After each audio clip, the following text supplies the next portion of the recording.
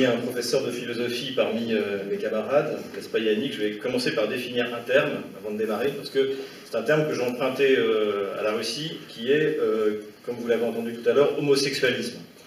Qu'est-ce que c'est que l'homosexualisme? En fait, c'est le militantisme LGBT. Donc moi j'utilise ce terme en français parce que je trouve qu'il est assez pratique. Donc ce n'est pas une insulte. On peut être homosexuel et ne pas être homosexualiste, et on peut être homosexualiste et ne pas être homosexuel. Donc voilà pour la définition de ce terme. D'où m'est venue cette idée en fait d'essayer de voir si il y a une convergence entre justement l'homosexualisme, le fascisme et le gauchisme ou le postmodernisme comme vous voulez. En fait c'est une expérience que j'avais faite avec mon ami Alexandre Latsa qui malheureusement ne sera pas avec nous ce soir, cet après-midi, au moment des manifestations contre le Kremlin, contre Vladimir Poutine, à la fin de l'automne 2011. Vous vous souvenez, donc il y avait des manifestations contre les élections, et un endroit qui s'appelait Bolotnaya. C'est Bolotnaya, ça veut dire les marécages, mais rassurez-vous, c'était pas dans des marécages, la place est très jolie. Voilà. C'est une belle place à Moscou. Et en fait, donc j'y étais allé, notamment la première, j'étais quasiment toute faite, pour voir un peu quelle était la population. J'avais découvert que c'était pas les damnés de la terre qui se soulevaient, mais c'était plutôt ce qu'on appelle en Russie la créativne classe, c'est-à-dire la classe créative, c'est-à-dire en fait chez nous les bobos. Donc il était évident que ces gens-là, étant donné le prix de leurs vêtements, n'allaient pas faire la révolution. Mais le problème n'était pas là, c'est que j'y étais justement avec Alexandre Latsa, qui lui était à l'intérieur de la manifestation, et il revient amusé en me racontant qu'il est arrivé quelque chose d'étonnant. Il y a eu une poignée de militants LGBT qui ont commencé par déployer un drapeau arc-en-ciel, donc le fameux drapeau dont le concepteur est mort aujourd'hui, d'ailleurs, figurez-vous. Donc ils ont déployé le drapeau arc-en-ciel jusqu'à ce que tout d'un coup déboulent en courant quelques centaines de militants, alors je vais dire néo-nazis parce que nationaliste n'a pas le même sens, on y reviendra tout à l'heure, en France qu'en Russie, quelques militants néo-nazis, et donc aussitôt les militants LGBT ont rassemblé le drapeau et l'ont caché pour ne pas finir dans la Moskva. Donc je me disais donc en fait les anti-Poutine ont fait les fonds de tiroir de l'opposition, et donc ont été fait quelque chose d'hétéroclite avec à la fois des nazis, des LGBT, des gauchistes, en fait tout ce qui déteste Poutine en Russie. Et puis en fait tout cela a continué pendant les élections municipales à Moscou en 2014. Donc il y avait le candidat du Kremlin, le maire Sobyanin, et il y avait son principal opposant, on va dire, qui était Alexei Navalny, que vous connaissez puisqu'il a recommencé à faire des manifestations, et on en parle beaucoup en France comme étant une pauvre victime du grand méchant Poutine. Et donc, lui, en fait, avait un discours très anti-immigration, limite raciste, et il était soutenu notamment quand il avait participé à ces manifestations, par un leader néo-nazi russe qui s'appelle Demortchin, qui est assez connu, qui est un vrai nazi, dur de dur, qui serait en prison en France, vous voyez ce que je veux dire. Et donc je me disais, mais toujours avec cette idée, mais qu'est-ce que c'est que cette combinaison improbable? Est-ce que c'est quelque chose juste de pratique, ou est-ce qu'il y a quelque chose de plus profond en fait, qui fait que finalement tous ces mouvements ont quelque chose en commun? Et donc c'est un peu cette réflexion que je me suis faite suite à cette expérience que je voudrais partager avec vous. Donc je vais revenir dans un premier temps sur justement qu'est-ce qu'on a pu observer ces 25 dernières années dans cette espèce d'alliance, cette combinaison improbable, et en fait essayer de trouver dans un deuxième temps qu'est-ce que finalement ils ont en commun. Est-ce que c'est simplement une alliance de circonstances contre Vladimir Poutine, ou est-ce que c'est quelque chose de beaucoup plus profond et qui dénote en fait d'une conception totalement erronée de l'individu et de l'humanité? Donc, la première fois, en fait, on a vu utiliser justement ces mouvements radicaux, je pense que c'est pendant la guerre de Yougoslavie. Moi, j'ai grandi dans une France, je pense que j'ai 45 ans, je pense qu'il y a beaucoup de gens de ma génération, ou même c'est encore le cas aujourd'hui, le nazisme est le mal absolu. Il n'y a pas pire. C'est horrible. Et ça me va. En tant que catholique, je veux dire que je peux pas, je suis fidèle à l'enseignement de l'Église, donc ça ne me pose aucun problème. Et tout d'un coup, on a découvert que dans le cadre d'une politique étrangère, quelquefois, en fait, on peut avoir des alliés nazis. Donc on a vu ça au moment des guerres de Yougoslavie, où tout d'un coup, eh bien, Franco Tudjman, qui était quelqu'un qui était ouvertement un idéologue nazi, est devenu un héros, a été approuvé, félicité par même des gens comme Alain Finkielkraut, soutenu par Bernard-Henri Lévy. Et alors là, je me suis dit, mais c'est bizarre quand même. Donc là-bas, les nazis, c'est bien, mais en France, c'est mal. Donc, mais j'ai continué donc ma réflexion. On a pu également observer ça lors de la première révolution en Ukraine, la révolution orange, en 2004, où là, bon, comme Yanukovych s'est couché, comme d'habitude, en fait, ça n'a pas dégénéré, mais il y avait déjà des milices de d'idéologie radicale, mais ça n'a pas dégénéré. Il y a eu donc Bolotnaya, donc il y a justement, dont je vous parlais tout à l'heure, cette alliance étrange entre Alexei Navalny et Demurchine. Il y a eu les dernières élections régionales en Russie, l'élection parlementaire. Vous aviez un des leaders également, qu'on présente en France comme un héros, Kassianov, qui était soutenu par un blogueur qui s'appelle Ivan Beletsky, qui était lui-même un ami, qui était venu soutenir justement Kassianov avec le fameux Demurchine. Donc il était soutenu officiellement par des nazis. Donc en France, les nazis, c'est mal, mais en Russie, contre Vladimir Poutine, c'est bien. Et tous ces gens-là, par exemple Alexei Navalny, lorsqu'il était candidat à la mairie de Moscou, il était à la fois contre les immigrés, et en même temps, il était donc un discours nationaliste, très radical, et en même temps, il était pour la Gay Pride. Alors je me disais, tiens, c'est quand même, les nationalistes ne sont pas comme chez nous. Et donc j'ai continué à vouloir réfléchir sur la question. Et en fait, je me suis aperçu notamment que sur le Maïdan, donc cette révolution qui a eu lieu en Ukraine en février 2014, eh bien, il y avait également une grosse part très importante de bataillons qu'on pourrait qualifier de néo-nazis, mais à côté, il y avait aussi des LGBT. Et donc, on retrouvait cette combinaison improbable, gauchiste, européiste, LGBT, nazi. Mais eux ont droit.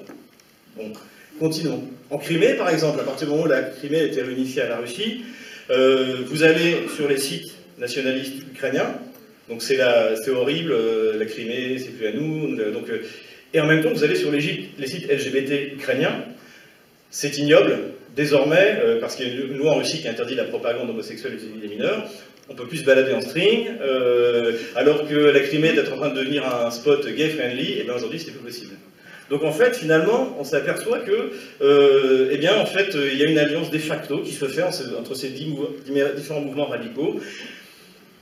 Et finalement, en réfléchissant à la question, je me suis dit qu'il y a quand même quelque chose qui unit ces radicalités, au-delà, je dirais, d'une alliance de circonstances, qui voudrait qu'on ait d'un côté des nazis, parce qu'il faut faire la révolution, on ne la fait pas avec des bourgeois, ou avec des créatives néclasses, mais on l'a fait avec des durs, donc des nationalistes, des bolcheviks, ce que vous voulez. Et en même temps, il faut quand même plaire à l'Union européenne, donc on va accepter et on va être gay-friendly. Et finalement, je pense que derrière, en fait, justement, cette postmodernité et ce nazisme, il y a une même conception, en fait, de l'humanité. Et c'est ce que j'ai appelé le discours du sous-homme. Le discours du sous-homme, par exemple, en Ukraine, quand vous écoutez les nationalistes, donc nationalistes, c'est néo-nazis, en fait, le russe du Donbass est un sous-homme, ethniquement, racialement même, puisque, en fait, il a subi l'invasion, à cause des invasions asiatiques, son sang a été souillé, et désormais, son sang, qui était slave pur à l'origine, a été souillé par le sang asiatique. Donc c'est un sous-homme, donc on peut l'exterminer ou le chasser. Souvenez-vous de la manière dont on parlait de ces Russes qui se soulevaient de l'autre côté du Donbass parce qu'ils n'acceptaient pas le sort de Maïdan. Thomas Gomar, par exemple, président de l'IFRI, disait, mais il se soulève parce que dans le Donbass, il n'y a que ça à faire. Parce que ce sont des abrutis. Parce que si jamais ils étaient intelligents, si ce n'étaient pas des sous-hommes, en fait, ils auraient compris le bonheur du LGBT. Ils auraient compris ce que c'est comme avancée sociale que d'avoir une gay pride. Et de pouvoir marier les homosexuels et leur permettre d'adopter, d'acheter des enfants, de les faire fabriquer en Inde, etc., etc. Mais ces gens du Donbass, ils sont tellement stupides, tellement sous-hommes, qu'en fait, ils n'ont pas compris. Elena Zarkal, qui est vice-ministre des Affaires étrangères, le 7 mars 2016, elle donne une interview sur France 24 en anglais. Vous me direz quel pervers regarde France 24 en anglais. Mais en français, c'est un supplice, alors en anglais. Bon, elle donne une interview. Et là, elle donne une interview à Eve Irvine, qui regarde avec des yeux de chimène. Et elle donc lui demande, qu'est-ce que c'est que ces gens qui habitent de l'autre côté de la ligne de front, donc du côté de Donbass? Alors ce sont des gens qui sont différents en termes d'intelligence, je cite, ou d'éducation. Ils n'ont pas d'éducation supérieure. Ils ont un très bas niveau d'éducation. Quelquefois, avec eux, il est impossible d'atteindre un niveau de compréhension. Ils croient ce qu'ils voient à la télé. Ce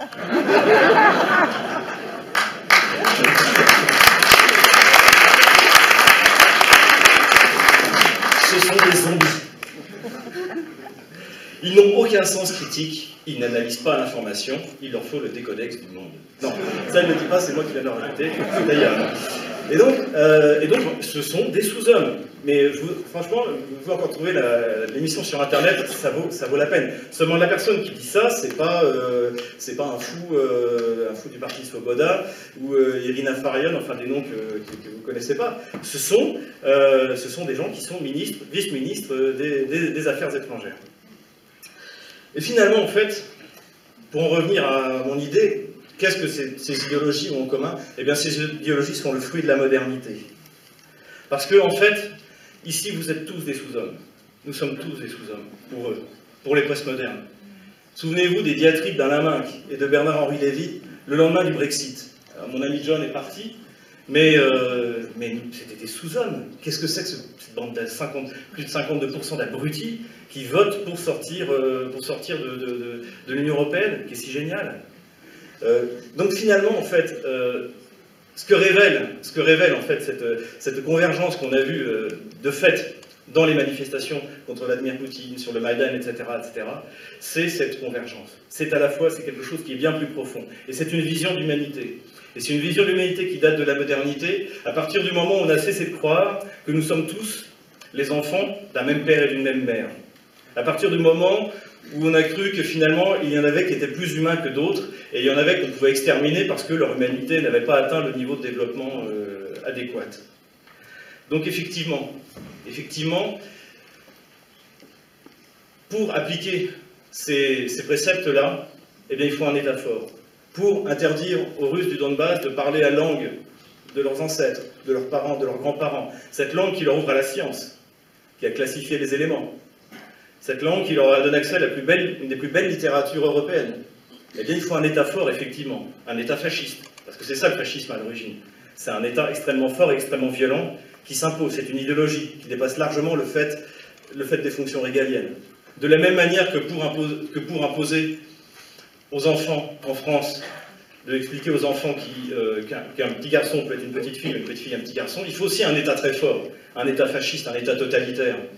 Vous savez, nous, cette photo où on voit Najat Belkacem en train de regarder avec délectation deux gamins à qui on apprend à jouer à la poupée. On est exactement dans des conceptions qui sont équivalentes. L'un, comme l'a dit plusieurs intervenants, l'un repose sur la race, la classe sociale, ou justement ce postmodernisme, cette idéologie LGBT mortifère. J'ai bientôt terminé. Je sens qu'il y en a peut-être. Et finalement, en fait, c'est ça qu'ils ont en commun. C'est cette espèce de rébellion contre Dieu et contre le monde tel qu'il a été créé. Et c'est pour ça que ces idéologies ne peuvent s'appliquer que dans la violence. Et c'est pour cela aussi que ça ne fonctionnera pas. Car, comme l'a dit tout à l'heure Lévan, ils ont toujours perdu toutes ces idéologies précédentes. Et celles-là, en fait, ils sont en train de perdre aussi. C'est nous qui sommes dans la rue, c'est nous qui sommes des millions, et c'est eux qui sont une poignée. Alors ils seront agressifs, ils continueront à essayer de répandre leur idéologie mortifère, mais ils ont perdu d'avance. Et comme l'a dit très bien Fabrice tout à l'heure, que je remercie de m'avoir invité ici, on a juste besoin de les pousser un petit peu pour achever le travail.